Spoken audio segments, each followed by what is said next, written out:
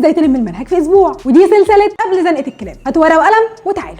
بس الاول لازم تمرن نفسك ازاي تركز اطول فتره ممكنه، ودي بقى حاجه بتختلف من حد للتاني. يعني اطول فتره انا ممكن اركز فيها هي ربع ساعه. هتقولي بقى عرفتي منين؟ هقول لكم انتوا مش غرب. ابتديت اذاكر بقى وانا عامله تايمر جنبي، واول ما لقيت نفسي بمسك الموبايل علشان اطمن هي ام خالد اكلت العصافير ايه النهارده، لقيت اني ذاكرت 15 دقيقه بس. ومن هنا بقى عرفت ان دي اطول فتره ممكن اركز فيها ومسكش فيها الموبايل. وكده بقى عرفت هظبط جدول المذاكره بتاعي ازاي. 15 دقيقه مذاكره وبريك، و15 دقيقه تاني وبريك، وعلى كده بقى طول اليوم. وفي البريك بقى ما بنمسكش الموبايل علشان هنمسكه 5 دقايق هنلاقينا سايبينه بعد 5 ساعات. طب هنعمل ايه؟ هنريح العظمتين عشان احنا والله ما قادرين ناكل، نشرب، نكلم صحابنا، نراضي في اخواتنا، نعمل اي حاجه بس من غير الموبايل. هتقولي طيب هنمسك الموبايل امتى؟ هبقى اعمل لكم فيديو تاني هقول لكم هنعمل فيه. بس ال 15 دقيقه تركيز دول مش هيفضلوا كده، ما لازم يتطوروا. احنا كل اسبوع هنزود عليهم 5 دقايق، يعني هنبدا ب 15 دقيقه، على اخر الشهر هيبقوا 30 دقيقه. ولو جو بقى 15 دقيقه وبريك مش جاي معاك سكه، يبقى هنحول الوقت ده لتاسك وبريك، تاسك وبريك. يعني مثلا لو التاسك انك تخلص وحده كامله وتحل عليها، فانت هتقسمها لدروس واسئله، وبدل بقى ما تلم ماده في اسبوع هتلم المنهج كله في اسبوع. وكده بقى هتبقى فهمت